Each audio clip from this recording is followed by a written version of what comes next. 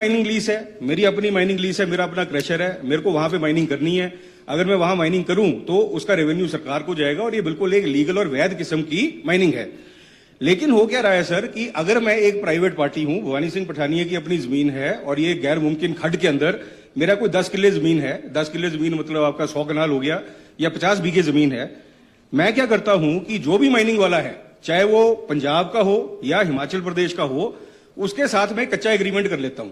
ये एग्रीमेंट कहीं रजिस्टर नहीं होता, इसको पीड़ा एग्रीमेंट बोलते हैं और ये एग्रीमेंट के तहत जो है मैं अपनी जमीन आपको दे देता हूं। अब इस जमीन का मेरे को 4 लाख से 5 लाख रुपए पर किला मेरे को मिलता है और माइनिंग वाला आता है और 10-10 फुट उसमें माइनिंग करके उसकी रेती बजरिया उठा के लेके जाता है और उसकी क्रशिंग कर लेता है। अब सब भवानी सिंह पठानिया। अध्यक्ष महोदय, ये एक बहुत ही महत्वपूर्ण इशू मैं यहां पर उठा रहा हूं और ये एक व्यवस्था परिवर्तन का इशू है। अगर मुख्यमंत्री जी होते तो काफी अच्छा लगता।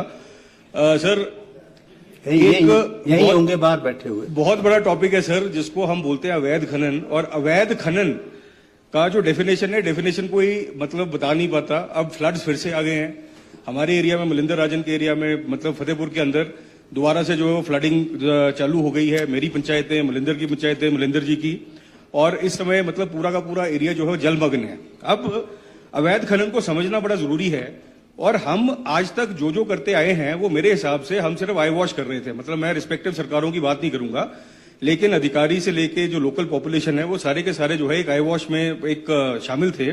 अवैध खनन है क्या? अब मैं आपको छोटा सा एग्जाम्पल देता हूं। मेरी माइनिंग लीज है, मेरी अपनी माइनिंग लीज है, मेरा अपना क्रशर है, मेरे को वहां पे माइनिंग करनी है। अगर मैं वहां माइनिंग करूं तो उसका रेवेन्यू सरकार को जाएगा और ये बिल्कुल एक लीगल और वैध किस्म की माइनिंग है। लेकिन हो क्या रहा है सर कि अगर मैं एक प्राइवेट पार्टी हूं, भवानी सिंह पठानिया की अपनी जमीन है और ये गैर मुमकिन खड्ड के अंदर मेरा कोई 10 किले जमीन है, 10 किले जमीन मतलब आपका 100 कनाल हो गया या 50 बीघे जमीन है। मैं क्या करता हूं कि जो भी माइनिंग वाला है, चाहे वो पंजाब का हो या हिमाचल प्रदेश का हो, उसके साथ मैं कच्चा एग्रीमेंट कर लेता हूं। ये एग्रीमेंट कहीं रजिस्टर नहीं होता, इसको पीड़ा एग्रीमेंट बोलते हैं और ये एग्रीमेंट के तहत जो है मैं अपनी जमीन आपको दे देता हूं। अब इस जमीन का मेरे को 4 लाख से 5 लाख रुपए पर किला मेरे को मिलता है और माइनिंग वाला आता है और 10-10 फुट उसमें माइनिंग करके उसकी रेती बजरिया उठा के लेके जाता है और उसकी क्रशिंग कर लेता है। अब सर हो क्या रहा है कि ये जो माइनिंग हो रही है, ये माइनिंग मेरी मर्जी से हो रही है। मैं प्राइवेट पार्टी हूं, मेरे को इसमें से बेनिफिट मिल गया, क्रशर वाले को अपना बेनिफिट मिल गया, माल सारा का सारा उठ के पंजाब में चल गया, पंजाब वालों को बेनिफिट मिल गया। हिमाचल वालों को क्या मिला? हमको मिलता है ब्यास नदी का फ्लड। और पॉइंट ये है कि इसके लिए हम पकड़े किसको? हम अगर ज्यादा प्रोटेस्ट कर देते हैं तो एक जेसीबी, एक टिप्पर, एक पोकलेन जो है ये पकड़वा देते हैं। इन्होंने रोटेशन बना के रखी हुई है कि ठीक है, एक चलान आप एक हफ्ते में करते रहो।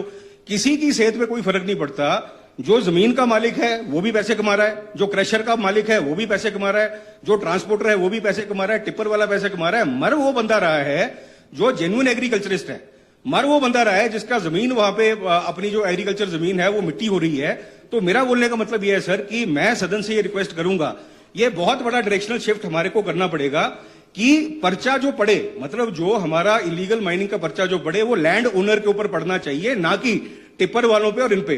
क्योंकि अगर मैं अपनी मर्जी से माइनिंग करवा रहा हूं तो is it allowed under any law of Himachal Pradesh? If it is not being allowed, then why are we not filing cases against people? हम उन लोगों के ऊपर केस क्यों नहीं कर रहे जो अपनी जमीनों पर जो है माइनिंग करवा रहे हैं और उनसे वो पैसा कमा रहे हैं? तो मेरी सदन से ये रिक्वेस्ट रहेगी कि पहले अगर आपने ये करना है तो मेरा बेली, मेरा गांव है, बेली के आगे हमारा बेली नूतरा आता है, उसके आगे बाग आते हैं, फिर हमारा पूरा का पूरा रेपत्तन है, रेपत्तन के ऊपर पूरी रियाड़ी पंचायत है। यहां पर जहां जहां अवैध खनन हुआ है ये लोगों की मर्जी से हुआ है, लोगों ने अपनी लालच में अपने मतलब से अवैध खनन करवाया हुआ है। उनके ऊपर आप पर्चा डालिए, 2 बंदों पे आप पर्चा डाल दोगे, सारे के सारे अवैध खनन की जो एक्टिविटी है बंद हो जाएगी। अब हो क्या रहा है सर?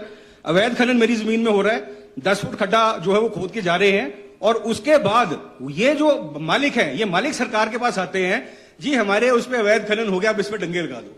मतलब पैसा भी हम ही दें उसके बाद, मतलब आप पैसा भी कमाओ, उसके बाद पैसा भी हम ही दें। तो मेरी ये रिक्वेस्ट है कि अगर फ्यूचर में जो पोंग डैम के नीचे का एरिया है, लगभग मतलब ये कोई 3-3.5 किलोमीटर का एरिया मेरी इसके अंदर आता है, इसको एक तो नो माइनिंग जोन डिक्लेयर कराया जाए फ्लड के थ्रेट से बचने के लिए। और दूसरी चीज ये है सर कि आईपीएच डिपार्टमेंट ने एक तटीयकरण की एक जो इसमें स्कीम बनाई हुई है, ये स्कीम को केंद्र से हम सैंक्शन कराने की कोशिश करें। और तीसरा, जो पर्चे हैं वो पर्चे सबसे पहले उन पे होने चाहिए जो अपनी जमीन के ऊपर खनन करवा रहे हैं। आपका बहुत बहुत धन्यवाद। Thank you very much. Honorable Minister.